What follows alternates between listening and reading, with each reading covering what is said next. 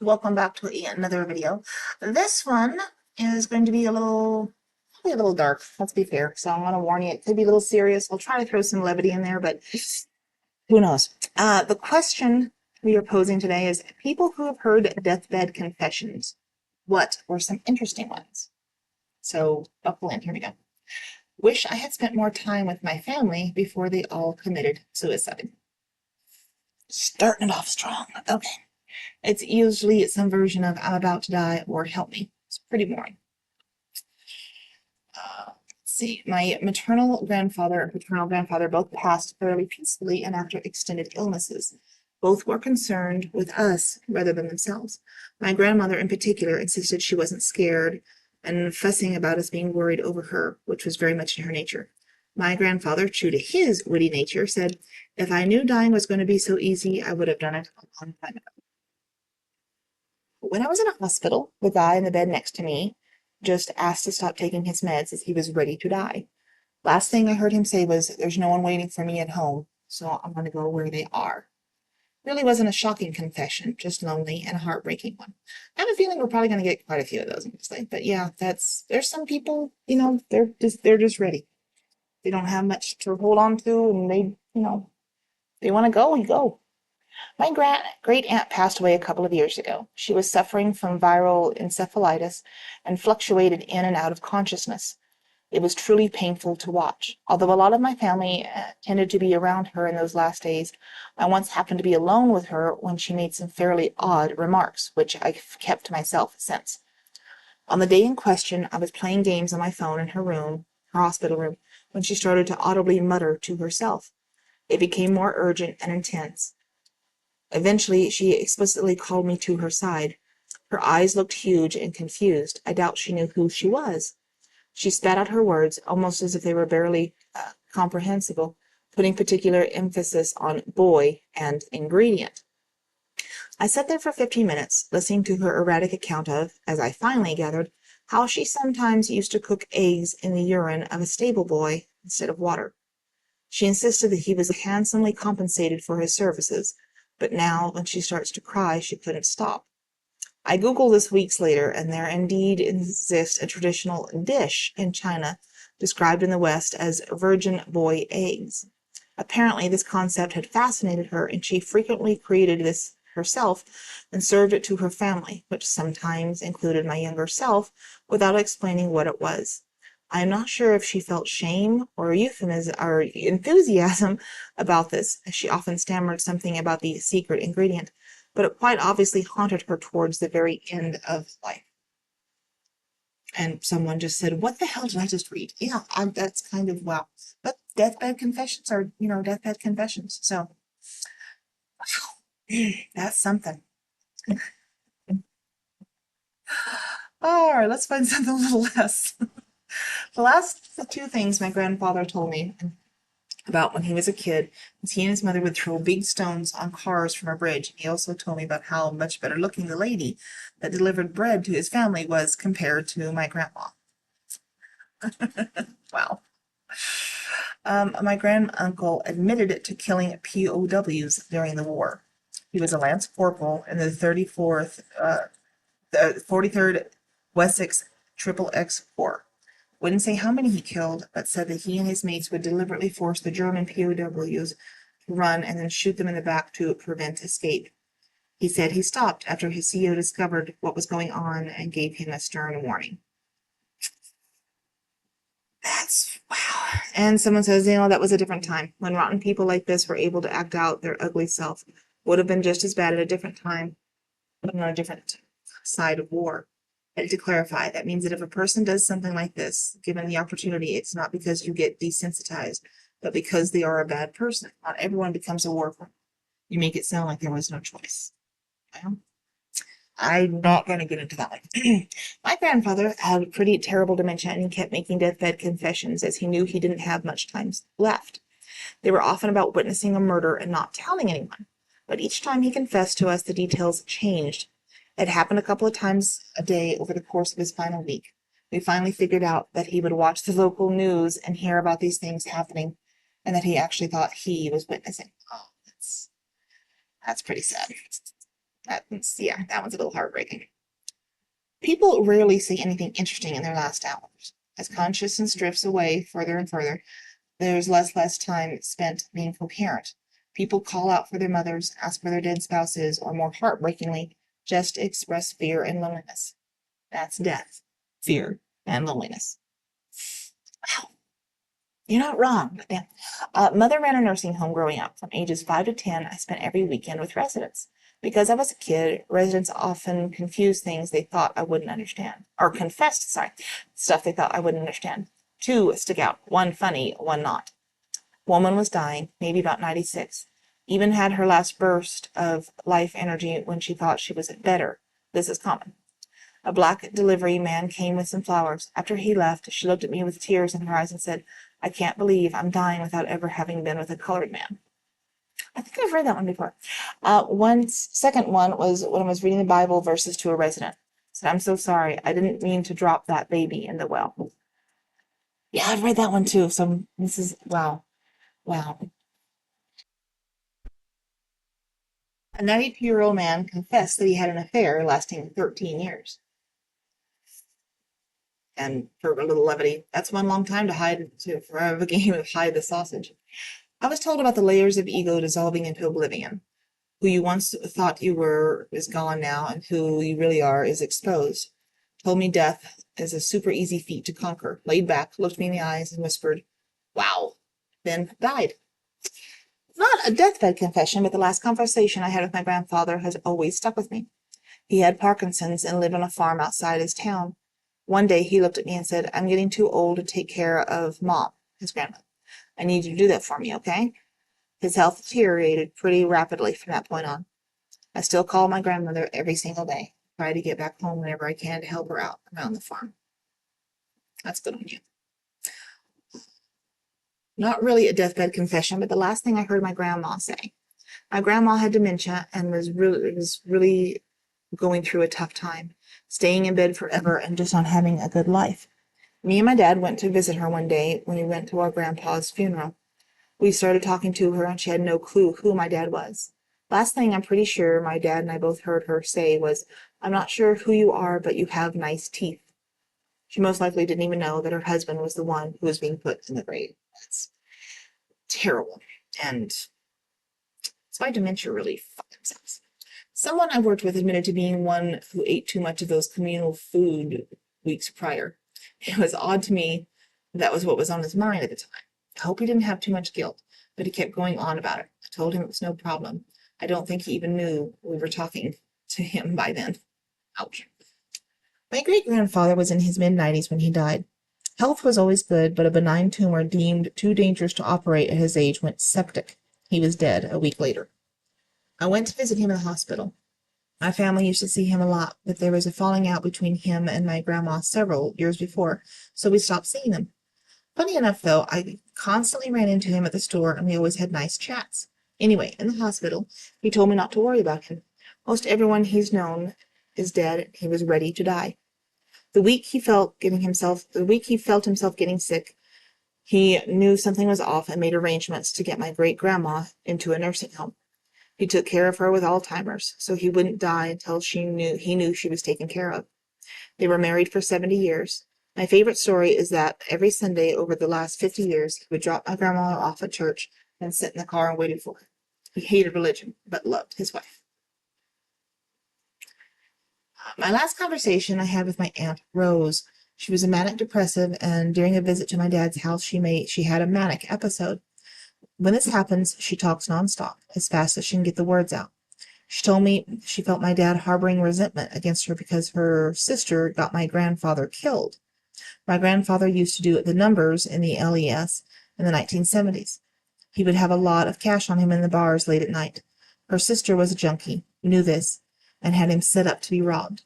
During the robbery, Gramps got stabbed and ended up dying several months later from sepsis. He did shoot both assailants, although I am unsure of their outcomes. I only know he was murdered, but they always kept the details from me. Damn, that's a hard confession right there. Wow. My grandma told me that basically her husband was a hardcore right-winger and died from a gunshot in the room by himself, but nobody believed suicide. In our family, there has never been the slightest talk of politics or violence, and I thought she was becoming delusional. She was 97 after all, but my mom confirmed all of it later. No confession, but when my dad was dying, he flipped out at the thought of someone touching his laptop. Very unlike him, but everything that came out of him during those weeks in hospital was unlike him. He basically issued me a death threat while I was trying to save his life. In the end, it wasn't possible. I think he knew in the last minute I was going to uncover his secrets and made peace with it. I wouldn't have touched the damn thing if he hadn't been so secretive about the finances. I needed to pay the fucking rent. I didn't know how, or neither did my mom. He actually left a password hint that was understandable only by the close family. In the end, I found out how to pay rent and a ton of other shit I sincerely wish I didn't know, which is what I will take to my grave. Well, that's misleading. I mean, I kind of know it's probably something terrible, but still, that's the whole point of the threat, right? Not a confession, but a deathbed experience that I had. When my grandmother died, I was the only one in the room with her. Her breathing slowed, and with each passing moment, so I knew her end was near. Somehow, though, I could still feel her presence in the air of the room. I told her, "It's okay. Don't worry about it. My father and my half-brother will be okay. If you have to go, you can go." As soon as I said that, I felt her presence leave the room above my head and disappear. That's very common. A lot of people talk about that. They just need reassurance that it's okay to go. Helped care for my dad as he died from cancer earlier this year.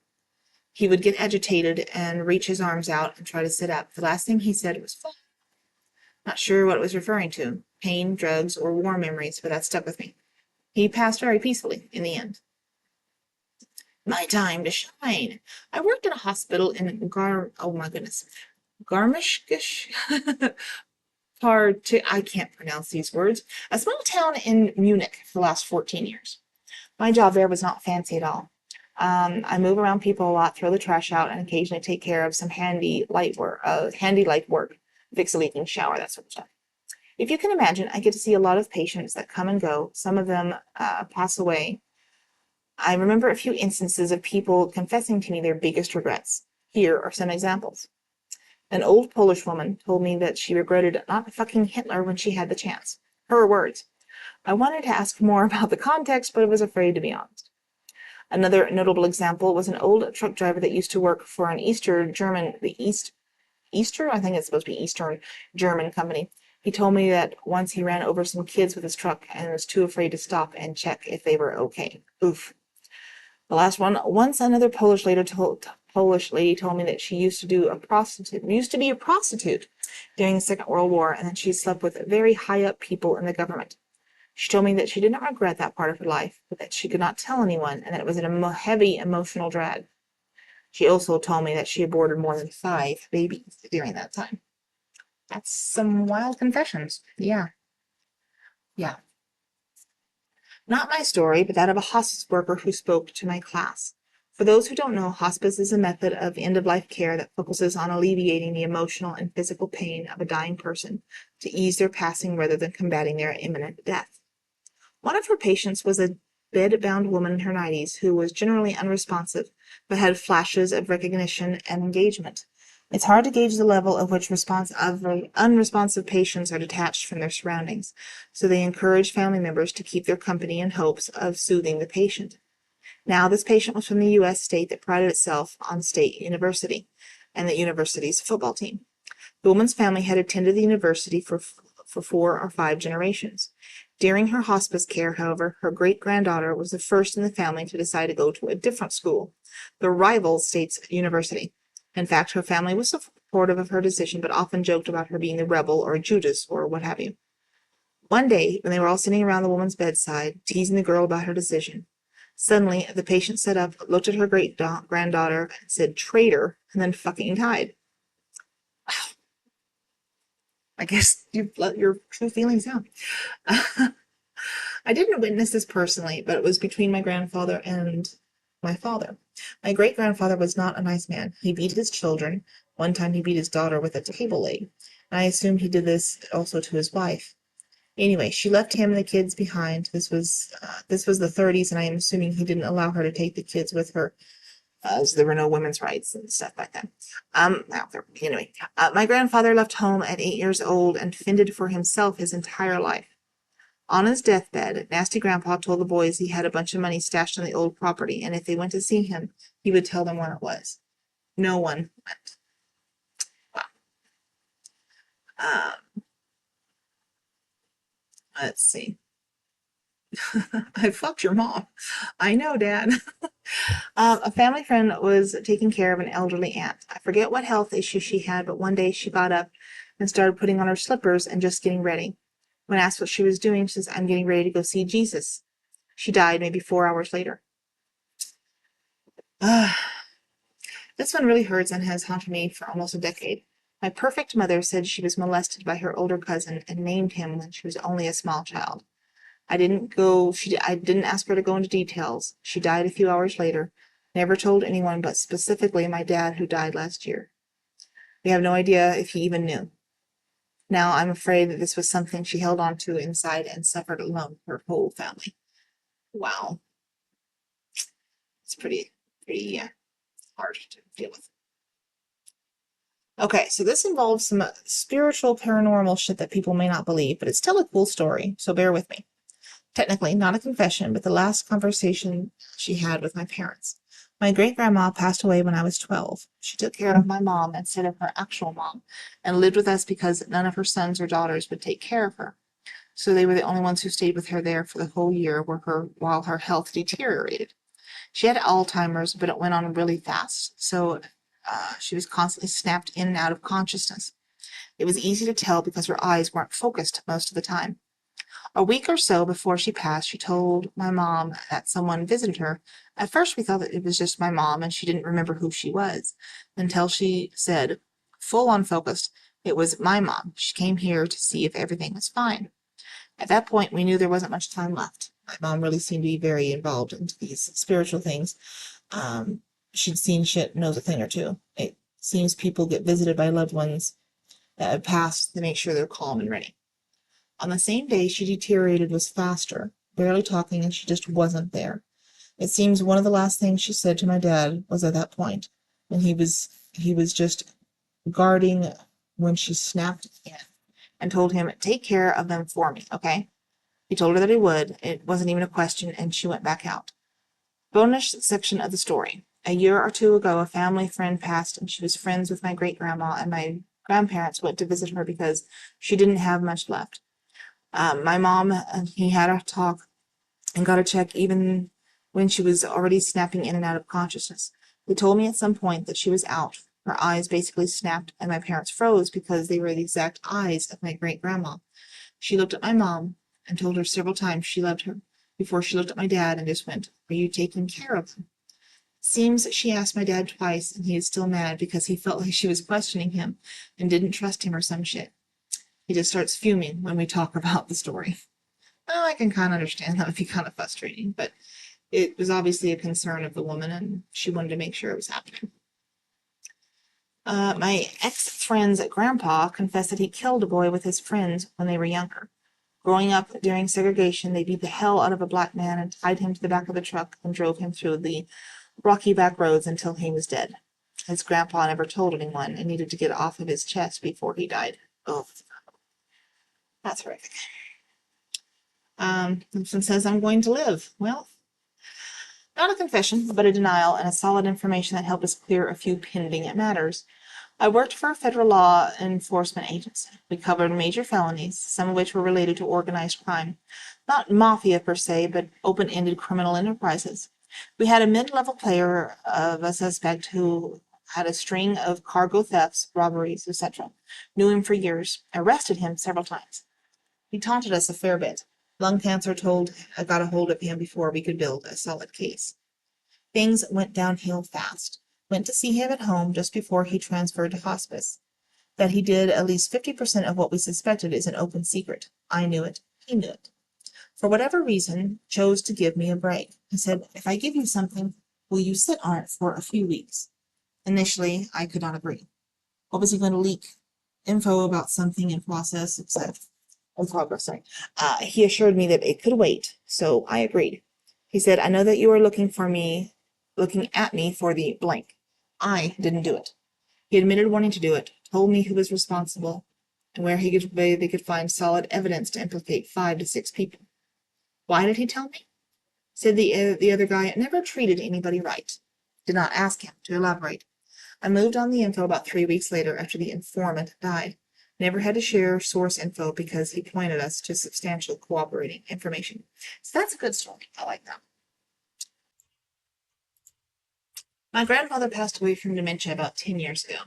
He didn't seem to know that my grandma, my mom, and dad were in the room with us. He looked right at me with a sad look I'd never seen him give, and he begged me not to waste my life, as he had done. My grandma mostly kept her composure, but I could tell it added more pain to an already painful time. Unfortunately, though I promised him I wouldn't, I knew even back then that I wouldn't be able to do anything except waste my life. Still true now. I broke a promise to my grandpa the moment I made it.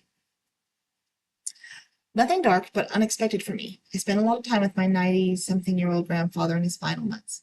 He was married to my grandmother for over 70 years and told me that he never slept with any other woman. This was followed by him asking me what it was like to sleep with more than one person in your lifetime. He, partially paralyzed from a stroke at the end of his life, also told me that he was waking up from a nap, that he was just dreaming about having sex with Betty Grable, and never shared these details with my family. It's probably the wisest thing. My grandma confessed to murder on her deathbed. Usually you'd think it was pain relief, but she was just such an eccentric that it was actually believable. We traced all of her ex-husbands, partners, and any other likely candidates, and unfortunately no one was missing or died an untimely death. Sometimes I wonder. My grandfather had not been a religious man throughout his entire life, and stated on the second to his last day that he was alive, but the prior few nights he was seeing beings in his bedroom with him. He would not discern what they were, and particularly made him very fearful. My father-in-law's dad told him on his deathbed, "You're a cold-hearted son of a bitch." My father refused to speak to him after that. He died a couple of days later. I was with my family member before he passed. Not really a confession, but he was on some serious medication and told me about the weird stuff he was seeing as he was dying. That he could see people crawling out of the lights in the room. Then he fell asleep. He told me he was standing in a field with a hurricane passing over him. He told me he didn't want to die, but he was dead the next day. Not quite a deathbed confession, but when I was in high school, I had a school project to interview someone interesting. I asked my dad for ideas, and he arranged for me to interview his old radiation biology professor, now quite an elderly man. We talked about his work, which was very interesting. Then he began to discuss his World War II experiences. He was a sailor on a corvette in the North Atlantic, protecting convoys against U-boats. He was talking about how the service was simultaneously really boring, physically difficult, also terrifying. But then he started talking about how once, when he was on watch, he got into a fight with a fellow soldier, over nothing really, and the other soldier fell head first against the steel wall of the ship and was knocked unconscious. The professor said he was terrified he'd killed the guy and would get punished for it. It was at night, during a bad storm. The two were alone with no witnesses. To cover it up, he dragged the guy to the side and simply pushed him into the water. The next day he was missed, of course, but everyone just assumed the other fellow had fallen overboard by accident during the storm, which apparently wasn't unheard of, and no one ever suspected him. I was pretty stunned by this revelation. The guy was confessing to murder he'd committed, albeit many decades ago. Needless to say, this account did not make it into my school report. I think we're going to leave it there because that's pretty heavy. This has been a very heavy video, and as it should be. I mean, you don't do deathbed confessions looking for comedy, really. But I hope you enjoyed this video, and we will talk to you later. Thanks for listening. Bye.